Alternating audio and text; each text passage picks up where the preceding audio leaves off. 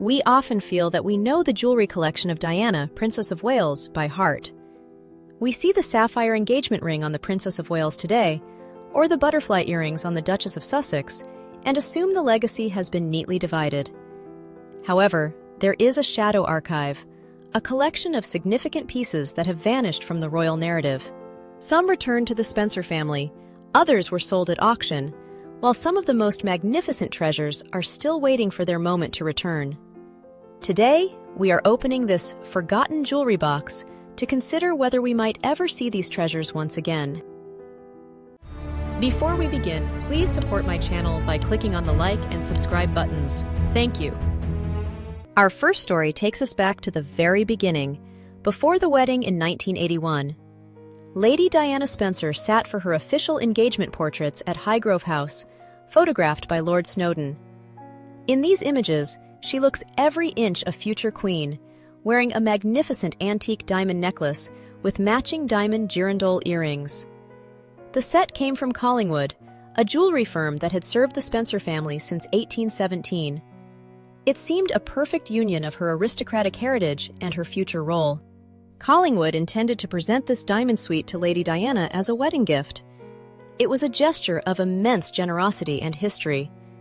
Yet, Buckingham Palace officials intervened. They deemed the gift inappropriate. The specific reasoning remains locked in palace archives. Perhaps it was considered too ostentatious, or perhaps there were protocols regarding gifts from commercial firms that we can only guess at. Consequently, the diamonds were returned.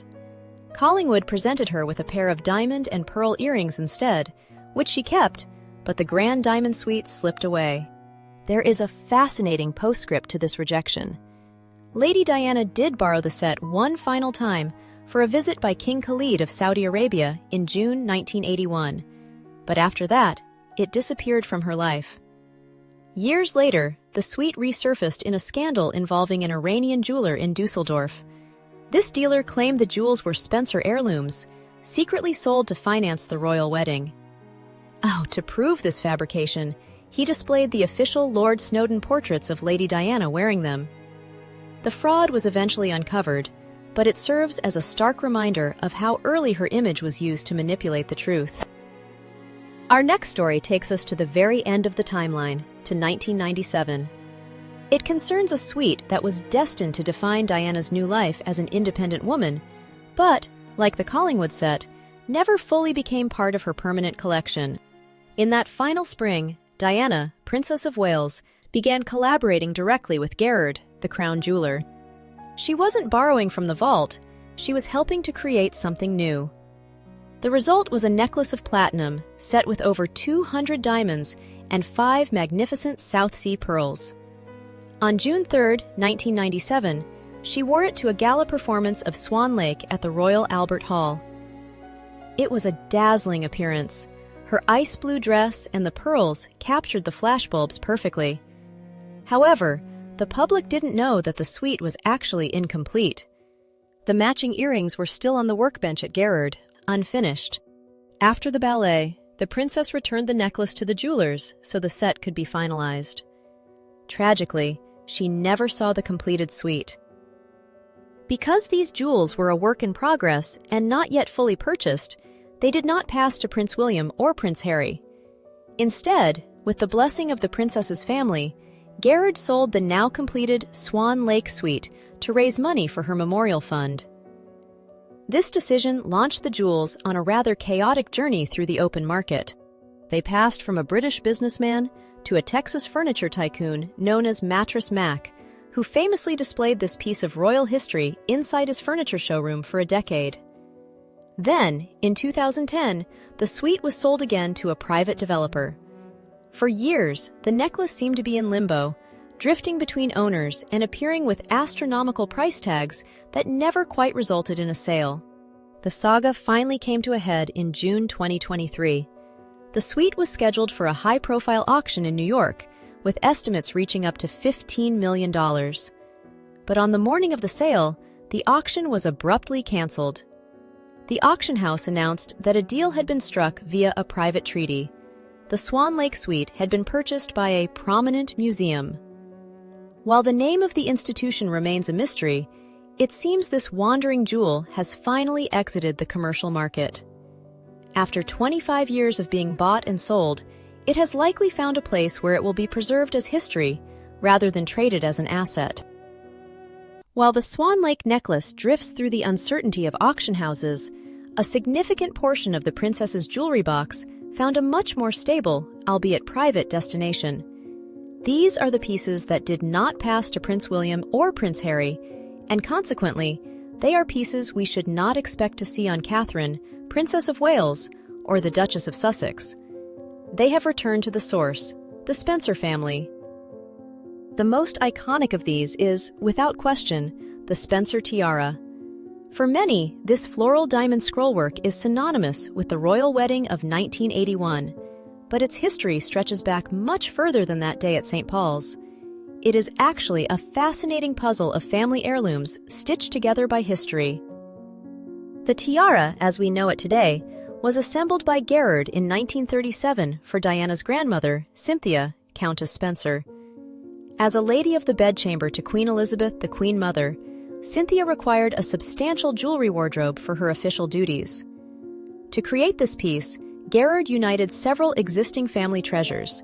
The oldest elements at the ends are said to date back to 1875, having belonged to Viscountess Montague, while the central heart-shaped motif was a wedding gift presented to Cynthia in 1919. Unlike many royal brides who return their wedding tiaras to the vault after the big day, Diana continued to wear this piece frequently throughout her marriage. While she had access to the Queen's collection, she often preferred the Spencer tiara for state banquets and tours. It was a personal favorite, allowing her to champion her own lineage on the world stage. However, it is crucial to clarify that this tiara was never Diana's personal property. It was always a loan, first from her father, the 8th Earl Spencer, and later from her brother. Because it is tied to the Spencer title, it resides permanently at Althorp, not in the royal palaces. This explains why Catherine, Princess of Wales, has never worn it. It simply isn't hers to borrow. The tiara has crowned 5 Spencer brides over the decades, including Diana's sisters, Lady Jane and Lady Sarah, her sister-in-law Victoria Lockwood, and most recently, her niece, Celia McCorquodale, in 2018. As for the future, the tiara will eventually be inherited by Diana's nephew, the current Viscount Althorp. But before that day comes, we may well see it worn by another daughter of the house, Lady Charlotte Diana Spencer, the current Earl's daughter, continuing a tradition that remains firmly and exclusively with the Spencers. Our next piece represents a history of formidable women and aristocratic rivalry that rivals any fiction. This is the Spencer Diamond Riviere, a necklace composed of 42 cushion-shaped diamonds. It is a piece of immense age and significance, dating back to the 18th century. The provenance of this necklace is extraordinary. It was originally a gift from Queen Anne to her favorite, Sarah, Duchess of Marlborough, one of the most powerful women in British history. But the story gets even more interesting when we look at the components often worn with it. The necklace is frequently paired with diamond pendant earrings that carry a delicious backstory of vengeance. These earrings originally belonged to the Duchess of Shrewsbury, who was Sarah's great rival at court. When the Duchess of Shrewsbury died, Sarah, Duchess of Marlborough, promptly bought her rival's diamonds, perhaps the ultimate posthumous power move. Diana, Princess of Wales, wore this historic Riviere only once in public, for the Red Dragon Ball in 1983. Today, however, the necklace has not been forgotten. It is worn by the current Countess Spencer, who has been photographed wearing the Riviere and those trophy earrings at galas, keeping the history of the Duchess of Marlborough alive. Finally, we turn to a pair of earrings that are far more personal than the Grand Riviere, yet equally tied to the Spencer bloodline. These are the diamond wedding earrings. The earrings Lady Diana actually wore to walk down the aisle of St. Paul's Cathedral were a loan from her mother, Frances Shand Kidd. The design is timeless, a central pear-shaped diamond surrounded by a frame of 50 smaller diamonds. They are striking, yet classic. After the wedding, Diana returned them to her mother. Frances Shand Kidd wore them frequently throughout her life. You can spot them in photographs from Prince Harry's christening in 1984 and later at the wedding of her son, the current Earl Spencer, in 1989. They were a signature part of her own collection. Following the death of Frances Shand Kidd in 2004, the earrings were inherited by her eldest daughter, Lady Sarah McCorquodale. For many years, the diamonds were part of a traveling exhibition, but in 2011, Lady Sarah withdrew them for a specific reason. She wore the earrings to the wedding gala of her nephew, Prince William, at Buckingham Palace. It was a subtle way to bring a piece of Spencer family history to the private evening celebrations. Having explored the grand heirlooms that returned to the Spencer estate, we now turn to a different kind of treasure. These are the pieces that belonged personally to Diana, Princess of Wales, items that were not loans from the crown, nor ancient family relics, but gifts marking her own life's milestones.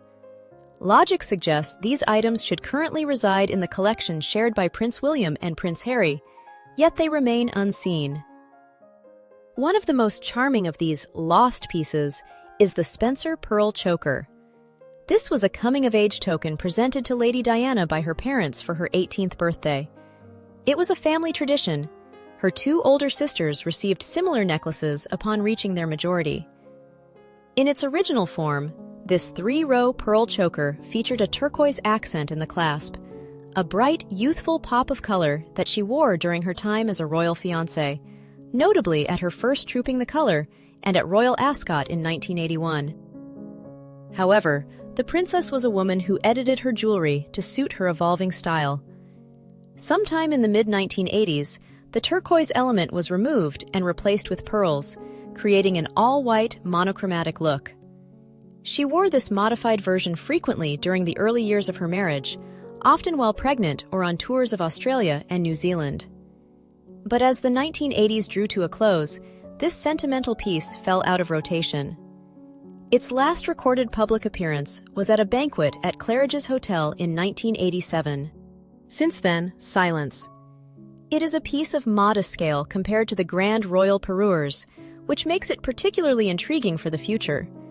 It is difficult to imagine a more perfect starter heirloom for a young royal lady.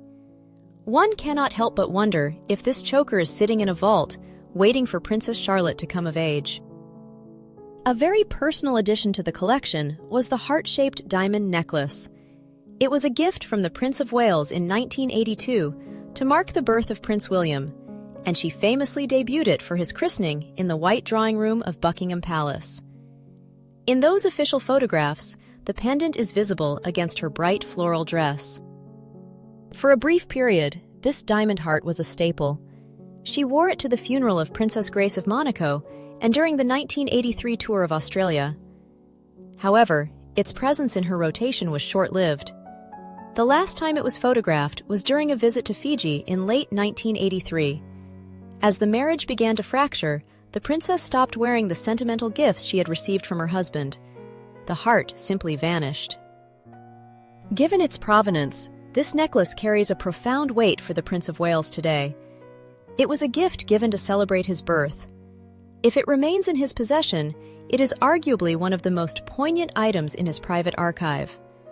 It would be a powerful gesture to see this symbol of love and motherhood worn by Catherine, Princess of Wales, or perhaps saved for his own daughter. Finally, we must mention a set that underscores just how young Lady Diana was when she stepped onto the world stage: her floral pendant earrings. Before she had access to the vaults of queens and empresses, she relied on these clever, versatile pieces.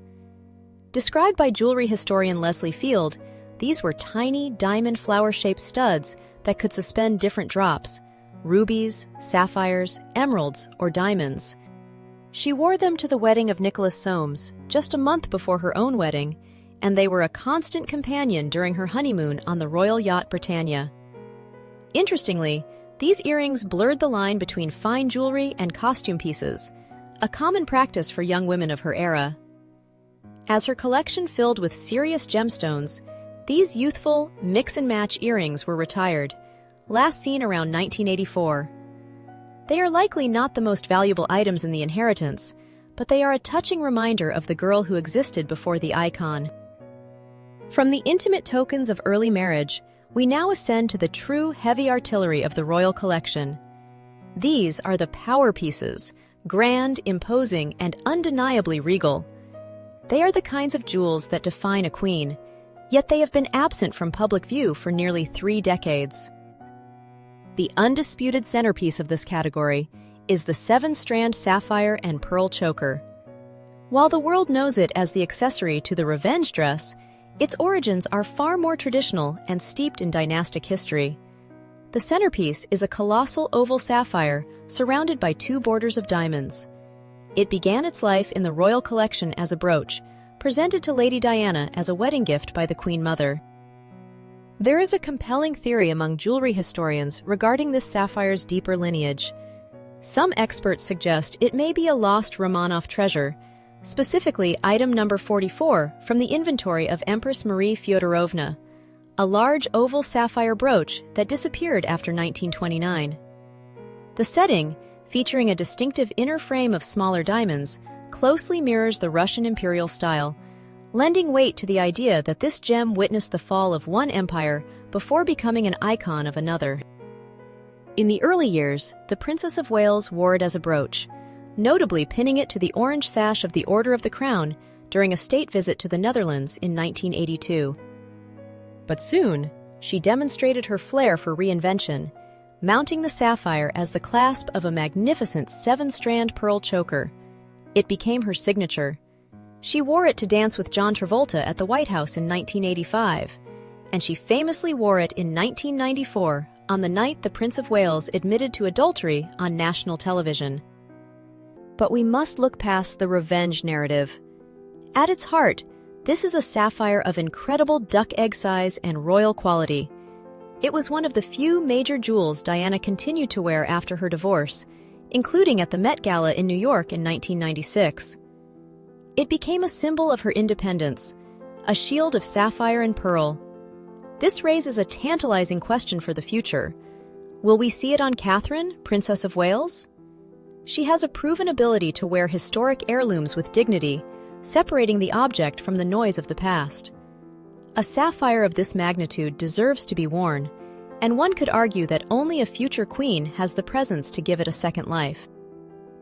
Our next piece is a masterpiece of sheer scale, the 11-strand pearl choker. This is perhaps the most mysterious grand jewel in the princess's archive.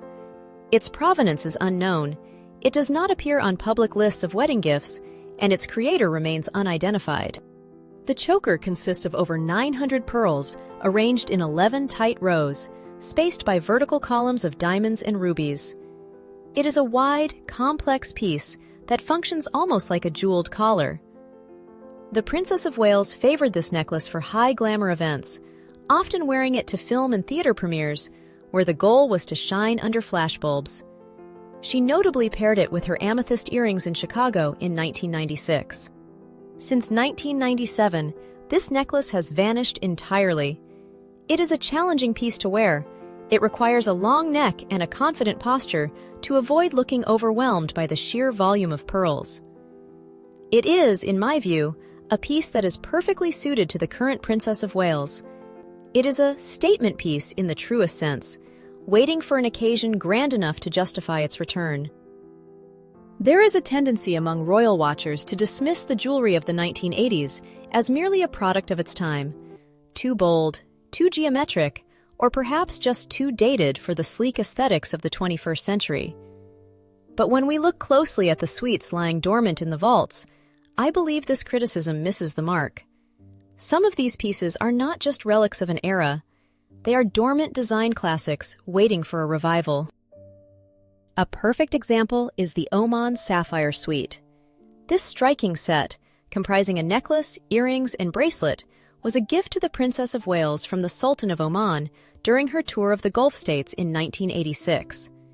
It is undeniably modern, featuring a distinct structured diamond setting that frames the sapphires. The princess debuted the suite at a banquet in Bonn during a tour of Germany in 1987, famously pairing its contemporary lines with the antique scrollwork of the Spencer tiara. The contrast was electric. Critics often label this suite an outdated relic, suggesting its rigid shape makes it unwearable today. I politely disagree. The clean lines and deep blue stones have a timeless authority. It is somewhat of a mystery why Catherine, Princess of Wales, has yet to take this set out of the dark. It is not too much. It is precise and elegant. Perhaps it isn't being ignored, but rather saved. One can easily picture it paired with a midnight blue velvet gown, offering a sharper, more modern alternative to the traditional fringed necklaces we often see. While the sapphires were a diplomatic gift, the story of the emerald earrings is far more personal and tinged with irony. The Prince of Wales gave these pear-shaped emeralds to his wife for her 22nd birthday in 1983, along with an Art Deco emerald bracelet. The intention was thoughtful. They were meant to coordinate with Queen Mary's Art Deco emerald choker, which the Queen had loaned to Diana. There was just one problem. As the fashion editor Susie Menkes famously noted, like so much Prince Charles didn't know about his young wife, he didn't know she didn't like emeralds. Despite her personal distaste for the greenstone, the princess wore them out of duty, pairing them with the Queen Mary choker in Australia and at film premieres. Here is the fascinating detail. Despite the separation and her supposed dislike of the gems, Diana kept them. In fact, she wore these very earrings, along with the bracelet and the choker, to her 36th birthday party at the Tate Gallery in London, her final birthday celebration. It raises a poignant question. Did she eventually grow fond of them, or did they simply become armor she was used to wearing? It will be interesting to see if these unloved stones find a warmer reception with the new generation of royal women. Sharing space in this colorful section of the vault is the amethyst suite. The provenance of this demi-parure remains unclear, though it is likely another gift from the Prince of Wales. When the princess first began wearing the amethyst in late 1985, she used the cabochon amethyst elements as clasps for pearl necklaces and bracelets. It was only later, in 1987, that the set was reworked into the bead choker and matching bracelet we recognize today. One of the most memorable appearances for the suite occurred toward the end of her life. In June 1996, during a visit to Chicago, she wore the amethyst earrings and bracelet with a vibrant purple Versace gown. While the choker from this set might indeed feel a bit heavy for modern tastes, the earrings are wonderfully neutral. They are ripe for a reappearance, yet they have remained unseen since the princess wore them in Chicago in June 1996. You may recognize the sapphire piece from several of the princess's gala appearances, most notably from a state dinner in Tokyo in 1986, where she famously wore it across her forehead as a striking bandeau. While it appeared to be a bespoke piece of jewelry, it was actually a testament to her ingenuity and her habit of reworking her collection. This piece began its life not as a necklace, but as a Lady Calla watch by Vacheron Constantine, which had been a gift from a sheikha of the United Arab Emirates. Diana, Princess of Wales, chose to repurpose the diamond watch components, mounting them first on a simple velvet band to be worn as a choker or a headband. By the mid-1990s, she had evolved the design yet again, replacing the velvet with rows of delicate sapphire beads and using a sapphire from a ring, part of her Saudi wedding suite, as a new centerpiece. As far as I know, we have yet to see this bandeau reappear in its complete form, nor have any of its individual components been spotted on the current Princess of Wales or the Duchess of Sussex. Alongside these repurposed pieces, there is another mystery in the pearl collection: the Qatar pearl earrings. These were a wedding gift from the Emir of Qatar, featuring a modern diamond floral cluster with pear-shaped pearls suspended from a fine diamond chain. They were a constant in her jewelry box during the 1980s and early 90s, traveling with her to Australia, Canada, and Hungary. We have seen Catherine, Princess of Wales, frequently wear the Collingwood pearls and the intricate horseshoe and laurel wreath studs with their pearl drops.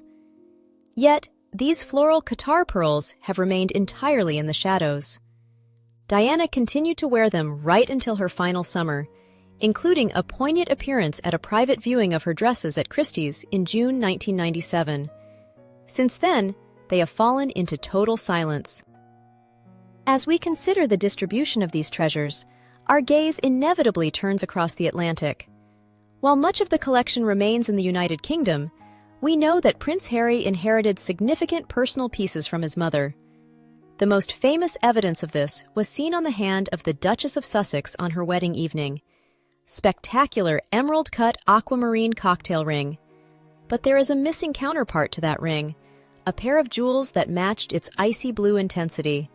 In 1987, the Princess of Wales attended the Cannes Film Festival. She walked the red carpet in a pale blue chiffon dress by Catherine Walker, looking every bit the movie star.